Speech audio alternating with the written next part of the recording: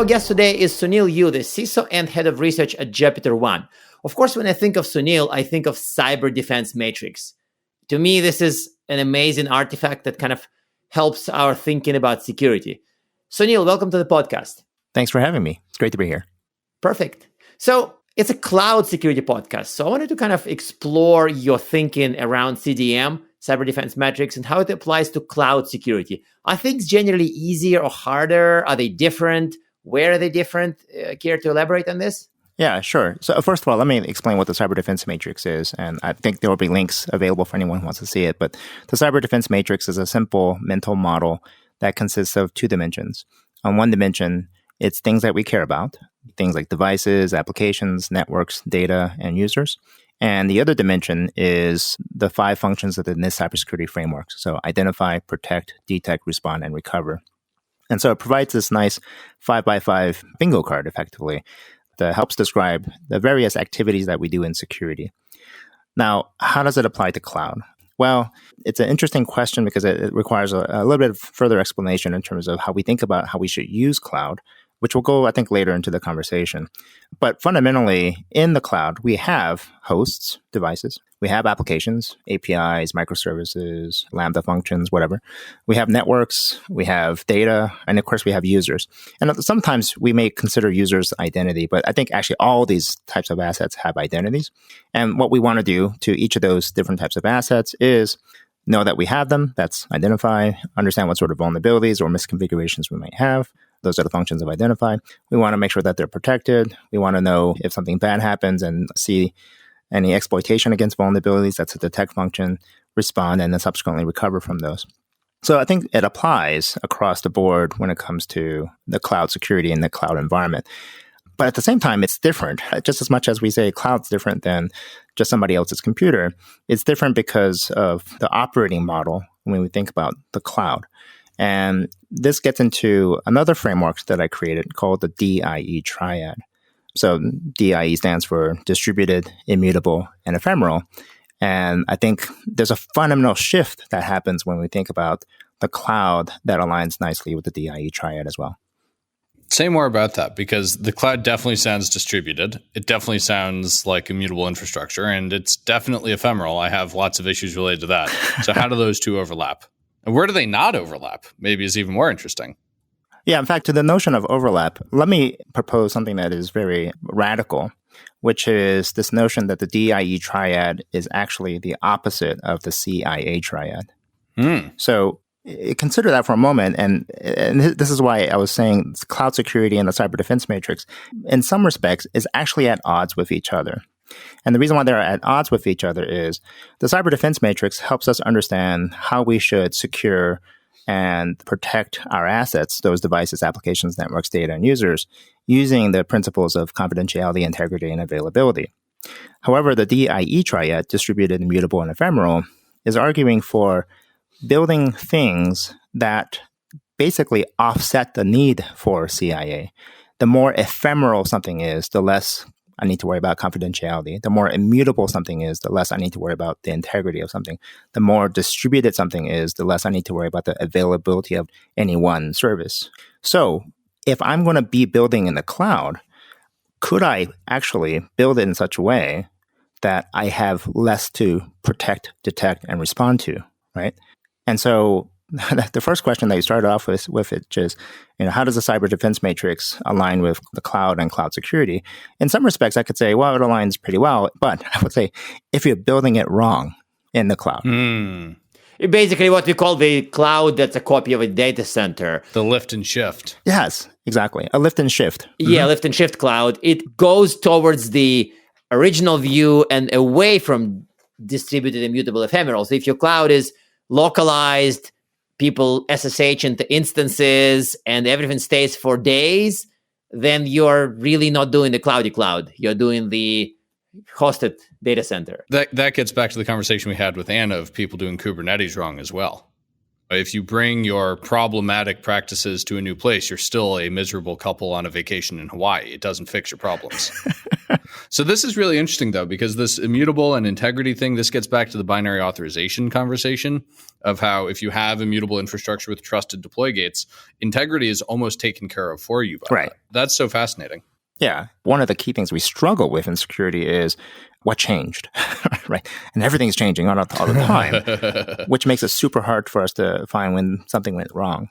So the principle of immutability supports security if we actually want to build things in such a way that we have to apply some security principle to it. But ultimately, yeah, if we build things to be more DIE-like, which happens to align nicely with how you should really build things in the cloud to begin with, then the job of security is actually much easier. In fact, to the point where, again, we offset the need for security because we've built things that ultimately don't require security at all.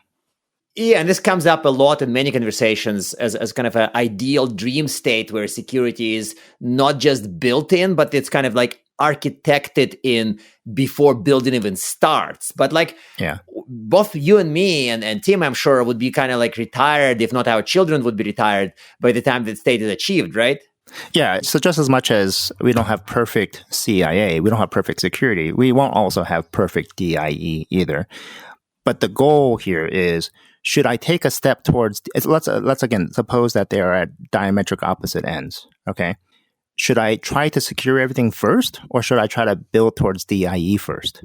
And my argument is you would try to build towards DIE first, and failing that, you then have to secure whatever you can't DIE. So there are definitely parts of cloud in practice, though, that you can't have be ephemeral or distributed or immutable. Things like an IAM policy. So there's still places where you need to have integrity and confidentiality in your cloud, right? Yeah, so let's take an IAM policy, but one that you can grant in a just-in-time sort of fashion. Mm-hmm. So first of all, not everything can be DIE, absolutely. In the cloud-native worlds, we use the analogy of pets and cattle. Mm-hmm. So pets, you have the CIA. Cattle, you design to DIE. We're always going to have pets, no doubt about it. Every organization has some number of pets. The question is, how many do we want? Yeah. And how many are we willing to absorb? So let's take an IAM policy. Let's consider that to be a pet, sure. But we can still do things around it that make it more just in time, more ephemeral, more things that enable us to still adhere to some of those principles of DIE. I like that. And I think that it also confirms my view that all the new would always coexist. All the new would always coexist. It's just the percentage would change. Mm-hmm. Today, we may be a little bit DIE and a lot CIA, but in the future, we may be built to these standards, but there would be elements that would stay like that forever. I think that I like that as a vision. It's actually kind of inspiring. Well, a great template to follow is a biological system. One of the parameters of the DIE triad is the ephemerality, which is really easy to measure. Ephemerality is how long-lived something might be. And we can say, okay, in the body, what cells are the longest lived? They're your brain cells. Okay, what are the shortest lived? Things like your skin cells. What do you call a skin cell that lives longer than it should? That's a tumor. A cancer, right? So now, what is the percentage of long-lived cells to short-lived cells? Well, it turns out it's like 0.0001%. So could we have in our corporate environments the distribution of assets between pets and cattle be something as small as 0.0001%? I mean, I think a lot of us would be super happy if we just got it down to 1%, let alone some microscopic percentage there. This is such an awesome and compelling example of how cloud is so fundamentally different. You could never do this on-prem. You can't have laptops that get rebuilt every day from scratch. And that actually really kicks people who think that cloud is just somebody else's computer straight in the butt. Yes. I mean, this is really like the juiciest, crispest example about why they're wrong. Yes. Like, I've done this survey on Twitter a few weeks ago. It broke my heart. Kind of the majority was voting for, cloud is just somebody else's computer. And to me, this was kind of depressing because this means my fellow security professionals pretty much still think in terms of servers and locations and where's my IP address. Oh, God. And it's like so head-scratching. Okay, let's switch to a more fun topic. So, But one sec. Sunil, you said cattle and pets. We have a lot of listeners who join the show who don't know a lot about security. Could you real briefly explain what you meant by cattle and pets? I just want to make sure we don't lose anybody on that. Yeah, so conceptually, pets are things you care about. You can give a name to a pet, you know it by name. When it gets sick, you take it to the vet. You like giving it hugs. So again, we have a machine or some application even or some service, and we can name it by a name. When it has a vulnerability, we go patch it. Those are pets. They're your legacy systems, things that are long-lived. Cattle, on the other hand, are branded with some obscure string of characters that you can't even pronounce. And when it gets sick, well, you cull it from the herd and you move on. And the more DIE-like something is, the more cattle-like it is. The more CIA something is, the more pet-like it tends to be. Got it. Thank you. And we will have a link to a definitional reference. It's a classic modern ops concept, I guess, that we should really remind people of. Yeah, that makes sense. So another concept that you mentioned a few times, Sunil, was, of course, the concept of resilience. And lately, I've observed a lot of people being like royally confused about what's resilience in the cyber domain. Its opinions varied from it's about detection and response, it's about recovery, it's about just the same as cybersecurity. So given that you are doing a lot of very crisp thinking in security concepts, how do you define cyber resilience? How do you define it and how do you describe it? Yeah. So this is also another area where I'm going to offer a somewhat radical view, which is that we oftentimes conflate security and resilience together, that we can be more resilient by being more secure. And I'm actually offering the opposite, which is if you build systems to be more DIE, you're going to be more resilient. And as I mentioned earlier, DIE is the opposite or is offsetting the need for security. So if I have more cattle instead of pets, I will actually be more resilient. The fewer pets I have, the quicker I can bounce back from any sort of potential damage. Now, of course, I will have one pet that I need to put a lot of energy into securing, but you roll the dice and something gets hit, more than likely you're going to hit a cattle. And even if you hit many cattle, I'm going to be able to bounce back from that really quickly. I'm going to be able to bounce back from that really quickly and recover. So this whole notion of resiliency as a concept, which today a lot of people, again, conflate with security, I think is causing us to say, well, to be more resilient, we need more protect, detect, and respond. Whereas I'm arguing, no, actually, to be more resilient, you need to design systems so that they don't even need protect, detect, and respond. But that means that cloud is inherently much more resilient, right? If you use it the right way. If you're building systems in the cloud that adhere to the principles of DIE, then yes, you get resiliency along with it. But if it is a lift and shift model, then no, you don't. So you have to do it right for cloud to matter. Yeah, and this is also another, so I use a couple of analogies here. So I have this adage, which is pets on-prem, cattle on the cloud. Pets on-prem, cattle on the cloud. And also, it's okay to feed cattle to your pets, but it's not okay to feed your pets to the cattle. So that's becoming really gruesome in a good way because exactly right. It should evoke oh my God, you wouldn't want that to happen, of course, right? But what is a lift and shift model except it's putting your pets and giving it to your cattle, right? Yeah. That's exactly what. And for all the companies who tried to do that and suffered the consequences of that, their pets got run over, right? Their pets got run over. Oh, gosh. All right. I want to shift gears and get us away from hopefully this analogy and maybe to one that's better. I'd be surprised if we found one that's worse. What's invisible security? Is that a thing? I hear a lot about invisible security. Can we have invisible security? I'd like something invisible after these altogether too visible pet analogies. But you probably hear about it from your boss's boss team, right? Actually, from them, I hear about autonomic security, Anton, and I'm still trying to figure out what that might be. You know, these are great terms, and there are biological examples for autonomic, which I think is worth thinking through. And when it comes to invisible security, I also, in all these cases, whether it's the DIE triad, the cyber defense matrix, which I compare to food all the time, there's ways to understand these concepts by relating them to other physical examples that we see in the real world. So first of all, invisible security, what do we mean by that?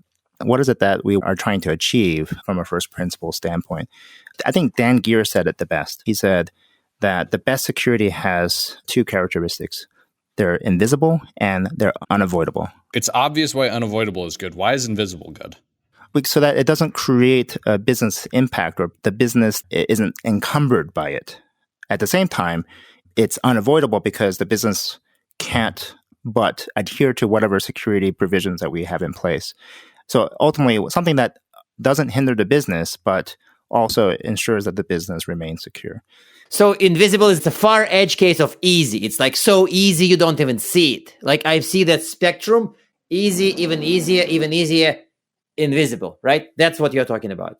Yeah, I guess easy is Well, I guess easy or unencumbered. I don't know if they're not exactly the same thing, but that's one way to look at it. Unencumbering is pretty interesting. And this is reminding me a lot of some of the stuff I've done to build threat detection in cloud. I almost never talk about my stuff on the show, but like when I think about what makes VMTD so cool, it's exactly those things. You can't avoid it if your security team has turned it on, and it has no impact to what you're doing with your workload. It really fits that bill, and I love that.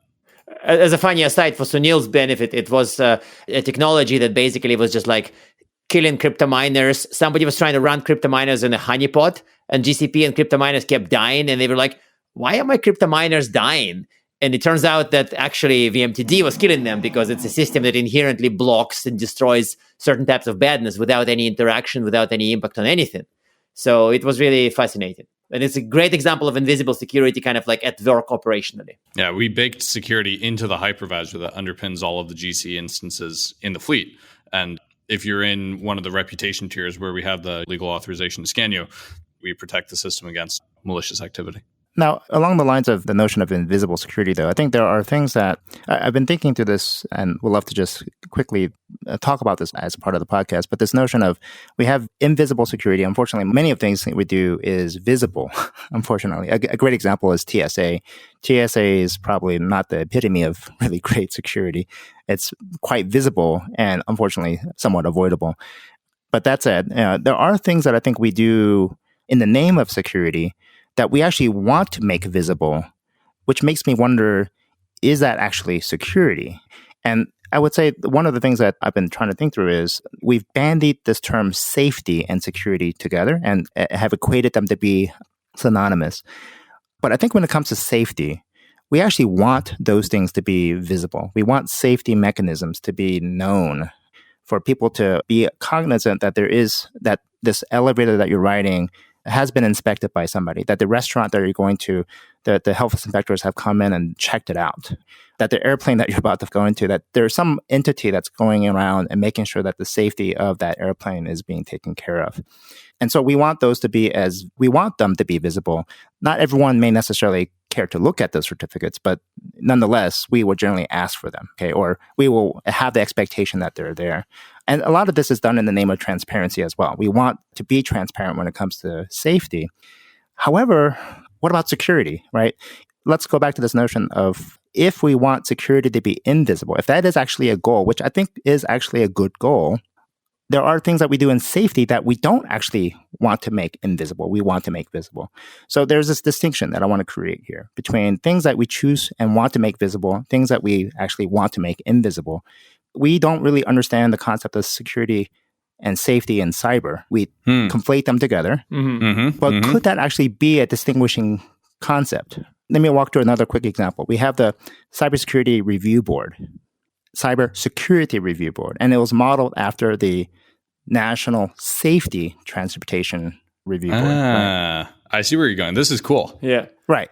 Yeah. One, we absolutely want the results of them to be quite public. In fact, they want them to make the safety findings to be public and adopted everywhere. But there's, as you know, or as you may know, there's quite a bit of resistance on the Cybersecurity Review Board side to say, hey, let me tell you all the security incidents and issues that we've come up with, right?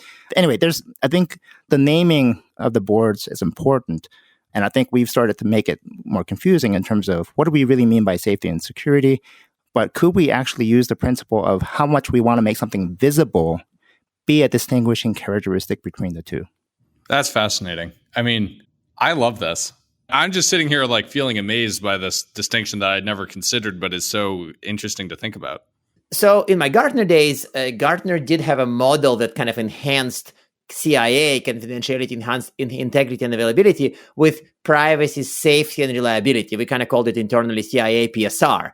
But safety was always understood to be very obviously very different from security, because safety was about, guess what? People dying. Right. Health and safety. It was literally safety from a dictionary. So I don't really understand what's a cyber safety if it's not about, frankly, people being harmed. Yeah, this is where it gets really interesting and confusing, because we're locked into our models of thinking around what security is. And when we think about safety in elevators and safety in airplanes and safety in food, they are actually around compliance. That's what I was going to bring up next. I'm glad you did it for me. All right. Okay. We in cybersecurity think of compliance as a security thing, not a safety thing. But could it actually be a safety thing? Could it be more safety? I mean, think about even like, for example, SOC 2. What do we do in SOC 2 or SOC 3, which is we present a certificate of some sort saying that we are cyber secure, but is it really actually secure? Is it more safe? Okay, and again, because we're trying to make it visible, if we're trying to make something more visible, then does it actually lean more towards safety than security? Again, just a concept to think through. No, I love this. So what you just said there, we think about compliance as security. I actually don't. I think compliance is often, and this comes from my days doing fraud and trying to explain fraud at a payments company to payments incumbents. I often thought of compliance as counterproductive to security, but I clearly see how it's productive towards safety. And so this distinction actually helps me feel a lot better about compliance in the computer security / fraud space. Yeah, and a lot of us say just because you're compliant doesn't make you secure. Right. Just because an airplane is compliant doesn't make it not susceptible to a hijack. So it's a different mindset of how we think about what are we trying to achieve when it comes to safety. And if compliance is really more of a safety argument, it makes sense why compliance doesn't equal security. Yeah. Although I want to be fair to my friends in compliance and say airplanes fall out of the sky way less often than computer systems get hacked. So they must be doing something right, even if we can kind of cast aspersions on compliance and cloud security. This is fascinating. Food for thought. So we are getting close to the time, and I think it's time to start thinking about our closing questions, Tim. Yeah, I think that's fair. I'm just sitting here, listeners. I'm like gobsmacked. My face is just so much thought is happening, I can barely speak. So I want to wrap up and ask our traditional closing questions. Recommended reading, and then one weird tip for our audience. Okay, recommended reading. So I love reading books. I'm generally tracking at one book a week. That's impressive. Yeah, and well, it's great, right? It's an investment in yourself. What's the best investment? It's yourself, right? So reading books is certainly one of those. I would say so I wrote a book, so I just in a very self-serving fashion, I'll say, hey, Cyber Defense Matrix. You can find the book on Amazon. Check it out. My company and I, we just released a report called the State of Cyber Assets Report. So check that out if you want. Outside of books that I have direct input into, I think the one book that I still refer to frequently that has significant implications on security, there's two. Well, okay. Anyway, one is Anti-Fragile by Nassim Taleb. And this, it was actually after having read Anti-Fragile that I came up with the DIE triad. So that was a real inspiration behind it. A second, very close second, if not really equivalent to that, is Thinking Fast and Slow by Daniel Kahneman.